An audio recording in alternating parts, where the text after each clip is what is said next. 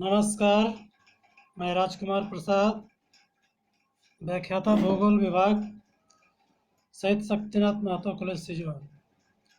सभी छात्र छात्राओं को शुभ प्यार और अन्य को हार्दिक अभिनंदन। पिछले क्लास में हम लोग ह्यूमन पॉपुलेशन मानव जनसंख्या के अंतर्गत जनसंख्या संक्रमण सिद्धांत का चर्चा किए थे। आज पुनः हम लोग मानव जनसंख्या पर चर्चा करेंगे। फर्स्ट में हम लोग मानव जनसंख्या का परिचय, इंट्रोडक्शन ऑफ ह्यूमन पॉपुलेशन पर चर्चा करेंगे। जैसा कि हम जानते हैं, मानव प्रकृति का सबसे खूबसूरत और सबसे समझदार प्राणी है।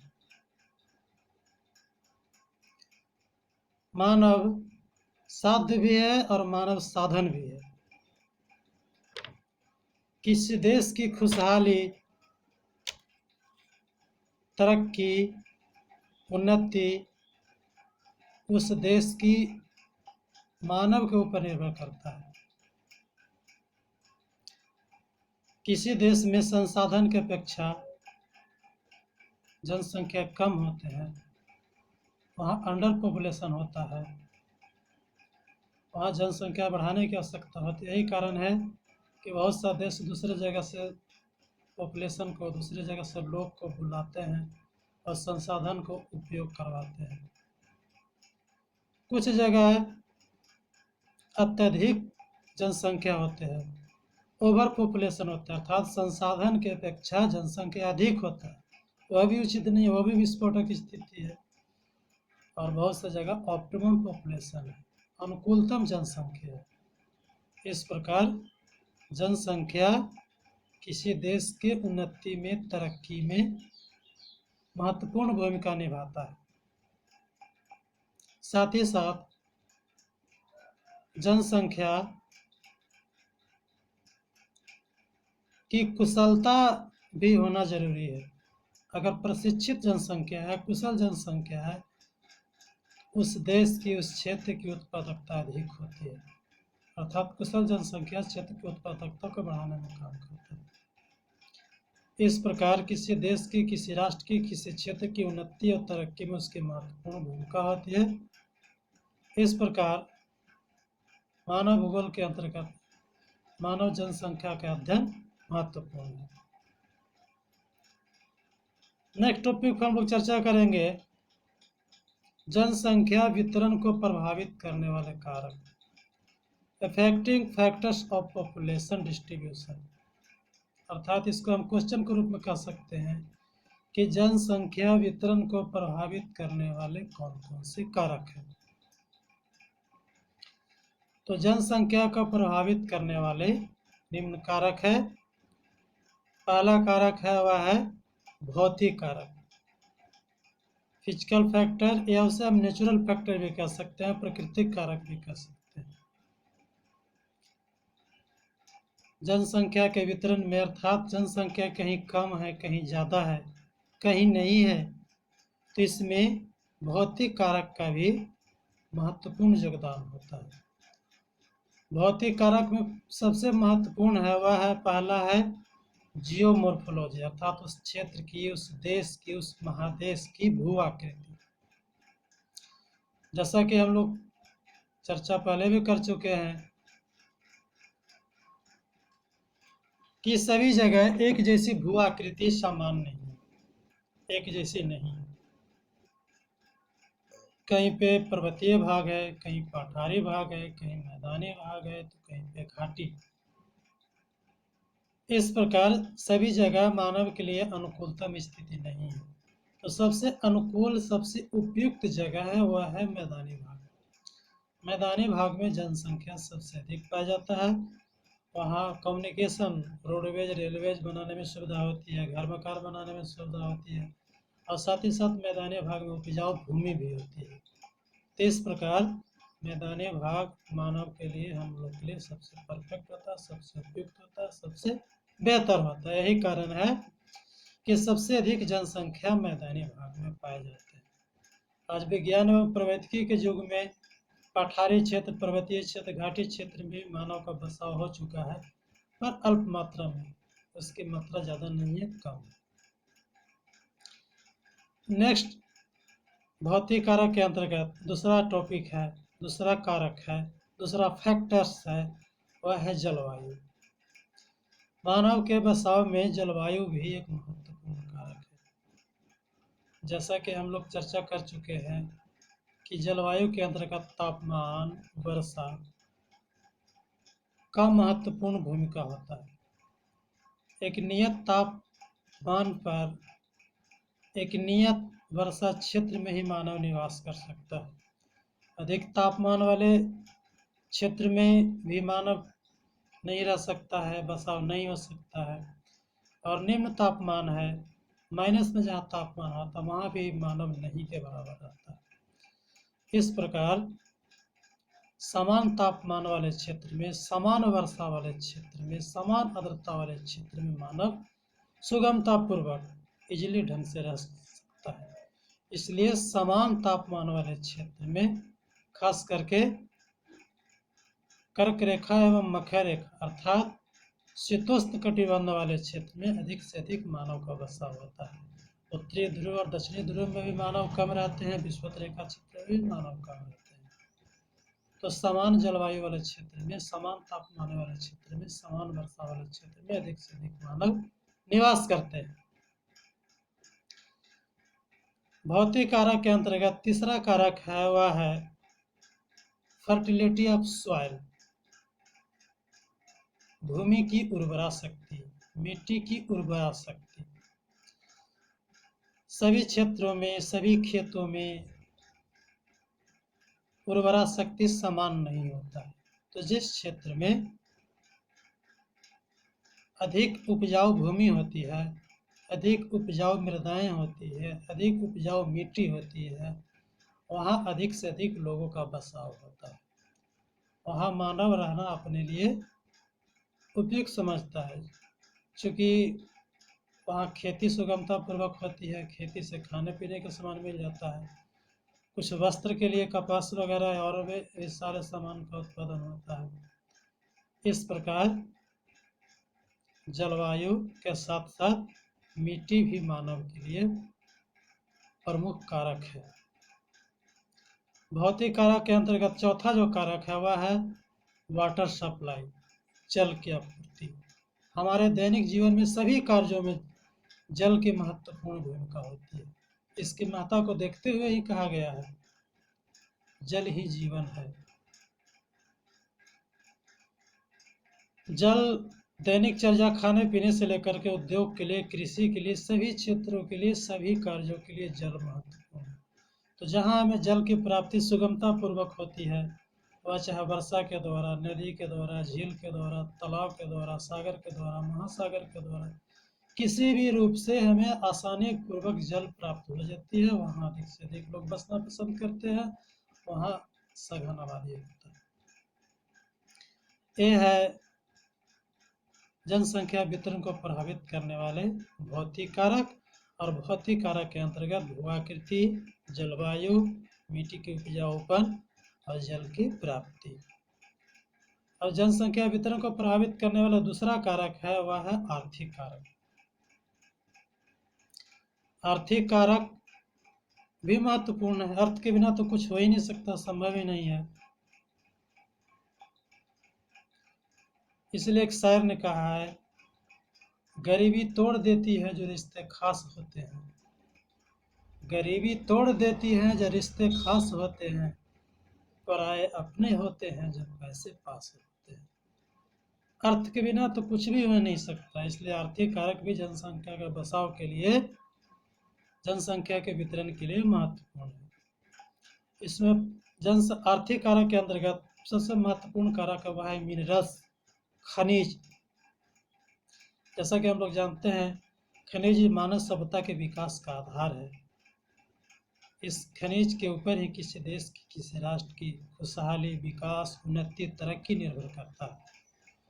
और जहाँ जिस क्षेत्र में विभिन्न तरह के खनिज पदार्थ मिलते हैं, वहाँ अधिक से अधिक लोग निवास करते हैं, अधिक से अधिक रहते हैं, क्योंकि वहाँ खनिज प्रदायी उद्योग लगाए जाते हैं और खनिज को विभिन्न रूपों में उपयोग करते हैं।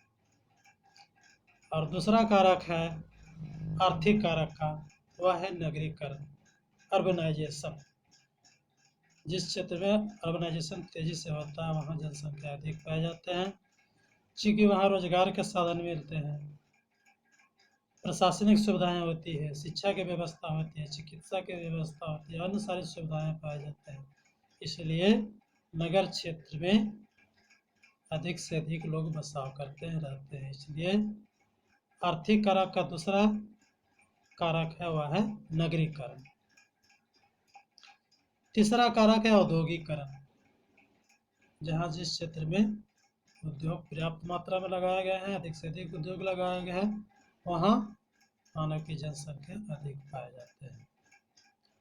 चूँकि उद्योग में काम करने वाले के अलावा उस क्षेत्र में शिक्षा की व्यवस्था होती है, चिकित्सा की व्यवस्था होती है, मनोरंजन की व्यवस्था होती है, अन्य सारी सुविधाएं होती है, बाजार लग जाते हैं, दुकान बस जाते हैं। इस तरह से औद्योगिक क्षेत्र में भी सघन बसाव होता है। तो यह है जनसंख्या वितरण को प्रभावित करने वाले दूसरा कारक आर्थिक कारक, और आर्थिक कारक के अंतर्गत खनिज की प्राप्ति, नगरीकरण एवं औद्योगिकरण। और तीसरा कारक है वह सांस्कृतिक कारक। सांस्कृतिक कारक के अंतर्गत समान व्यवहार वाले लोग, समान संस्कृति वाले लोग, समान बोलचाल वाले लोग, समान धर्म और भाषा वाले लोग एक जगह बसना चाहते हैं, एक जगह रहना चाहते हैं। सामाजिक कारक रहन सहन के द्वारा भी जनसंख्या प्रभावित होता है। और एक है राजनीतिक कारक। जहाँ के प्रशासक अच्छे होते हैं, शांतिपूर्ण होते हैं, वहाँ अधिक से अधिक लोग बसना चाहते हैं। और जहाँ के प्रशासक अच्छे नहीं होते हैं, शांति व्यवस्था नहीं होती है, शांति भंग होता है, वहाँ भी लोग रहना पसंद नहीं करते। झारखंड के एक पड़ोसी राज्य है बिहार, जहाँ पहले बिहार से लोग पलायन कर रहे थे, क्योंकि वहाँ शांति नहीं थी, अशांति थी, विभिन्न असामाजिक तत्वों के कारण पलायन कर रहे थे। बाद में नीतीश सरकार आई तो फिर वहाँ का ठहराव हुआ, वहाँ बसाव हुआ और रहना शुरू कर। हालांकि फिर अभी वही स्थिति में आ गया है। इस तरह से किसी प्रदेश, देश या महादेश में शांति व्यवस्था राजनीतिक कारक के अंतर्गत आता है और शांति कारक भी महत्वपूर्ण कारक होते हैं। यही है जनसंख्या वितरण को प्रभावित करने वाले कारक, इफेक्टिंग फैक्टर्स ऑफ पॉपुलेशन। इस तरह से विभिन्न तरह के क्वेश्चन बनाए जा सकते हैं। जनसंख्या वितरण को प्रभावित करने वाले कौन कौन से कारक हैं? जनसंख्या वितरण को प्रभावित करने वाले निम्न कारक है: भौतिक कारक, आर्थिक कारक, सामाजिक कारक, सांस्कृतिक और राजनीतिक कारक, जिसका हम अभी विस्तृत रूप से चर्चा किए। अब हम नेक्स्ट टॉपिक चर्चा करें, जनसंख्या से रिलेटेड ही, मानव जनसंख्या से रिलेटेड ही नेक्स्ट टॉपिक चर्चा करेंगे, नेक्स्ट क्वेश्चन पर चर्चा करेंगे। वह है pattern of population distribution. Pattern of population distribution, जनसंख्या वितरण प्रतिरूप। अर्थात इसमें कई तरह से क्वेश्चन बन सकते हैं। इसमें क्वेश्चन बनते हैं कि जनसंख्या सभी जगह समान रूप से नहीं है, इसके क्यों कारण है, या फिर कुछ खास क्षेत्र में अधिक से अधिक जनसंख्या बसे हुए हैं और विस्तृत भाग में बहुत कम जनसंख्या पाई जाती है, तो ऐसा क्यों है? तो इस तरह से कई तरह से क्वेश्चन बनते हैं कि मुख्य टॉपिक है जनसंख्या वितरण प्रतिरूप, पैटर्न ऑफ पॉपुलेशन डिस्ट्रीब्यूशन। तो जनसंख्या वितरण प्रतिरूप के अंतर्गत हम लोग अध्ययन करते हैं जनसंख्या के वितरण को 5 श्रेणियों में, 5 प्रतिरूपों में बांटकर अध्ययन करते हैं, जिसे pattern of first order, pattern of second order, pattern of third order, pattern of fourth order and pattern of fifth order. इस प्रकार जनसंख्या वितरण प्रतिरूप को 5 श्रेणियों में, 5 भागों में बांटकर अध्ययन करते हैं। तो फिलहाल हम लोग चर्चा कर ले जनसंख्या वितरण प्रतिरूप का प्रथम श्रेणी का। तो प्रथम श्रेणी के अंतर्गत वे क्षेत्र आते हैं जहां अत्यधिक जनसंख्या बसे हुए होते हैं। ओवर पॉपुलेशन वाले क्षेत्र होते हैं, उस क्षेत्र को पैटर्न ऑफ फर्स्ट ऑर्डर अर्थात प्रथम श्रेणी के प्रतिरूप के रूप में जानते हैं। जनसंख्या के प्रथम श्रेणी के प्रतिरूप में जानते हैं। इसके अंतर्गत प्रति वर्ग किलोमीटर में 400 व्यक्ति से अधिक लोग बसे हुए होते हैं। प्रति वर्ग किलोमीटर में 400 से अधिक लोग बसे हुए होते हैं। इसके अंतर्गत एशिया के गंगा, सतलज, सिंधु, ब्रह्मपुत्रा, यांगटी सिकियांग, मिनांग, मिकांग, सिकियांग नदियों के घाटियों वाले क्षेत्र में, जापान की औद्योगिक पेटी, अफ्रीका की नील नदी, यूरोप के पश्चिमी औद्योगिक क्षेत्र, अमेरिका के औद्योगिक क्षेत्र तथा तटीय भाग में सघन आबादी होते हैं, जिसे हम लोग पैटर्न ऑफ फर्स्ट ऑर्डर के अंतर्गत अधिक घने बसे क्षेत्र के अंतर्गत आते करते हैं। हम लोग चर्चा करेंगे पैटर्न ऑफ सेकेंड ऑर्डर का अर्थात द्वितीय श्रेणी के प्रतिरूप का।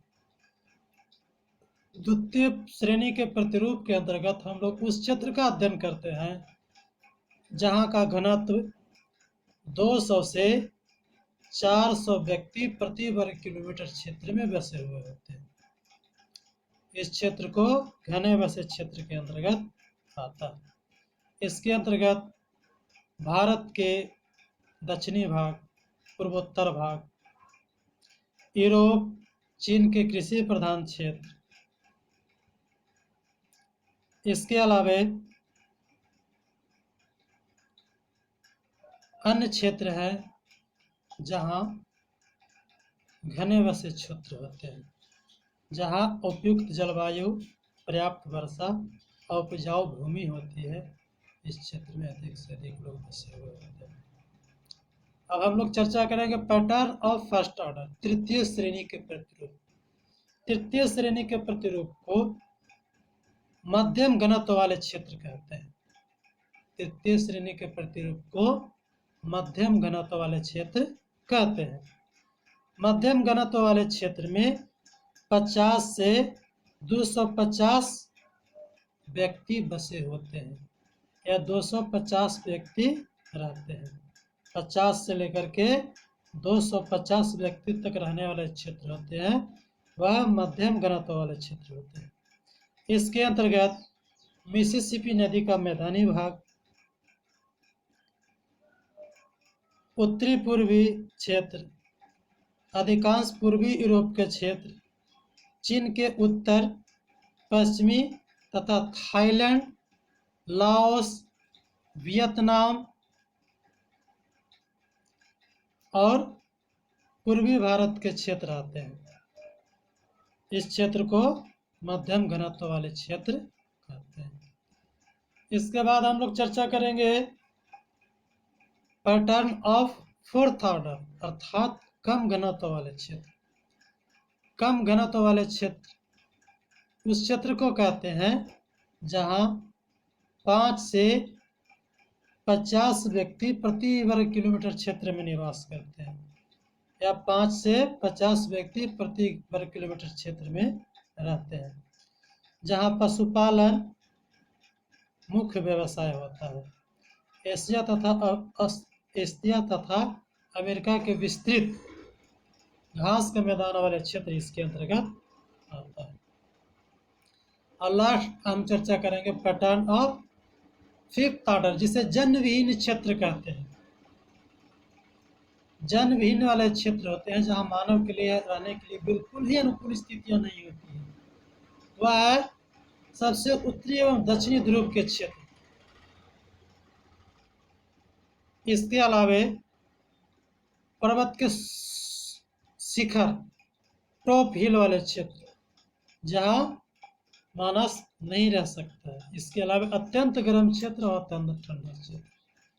जल विहीन क्षेत्र होते हैं जहाँ मानव के लिए अनुकूल स्थितियां नहीं होती है, वहां मानव नहीं रह पाते। इस प्रकार pattern of first order, pattern of second order, pattern of third order, pattern of fourth order, pattern of fifth order. जनसंख्या का प्रथम श्रेणी के प्रतिरूप, द्वितीय श्रेणी के प्रतिरूप, तृतीय श्रेणी के प्रतिरूप, चतुर्थ श्रेणी के रूप और पंचम श्रेणी के प्रतिरूप। तो जनसंख्या वितरण प्रतिरूप को 5 भागों में बांटकर अध्ययन करते हैं, जिसका हम लोग चर्चा किए। नेक्स्ट हम लोग नेक्स्ट क्लास में मिलेंगे। थैंक यू, धन्यवाद।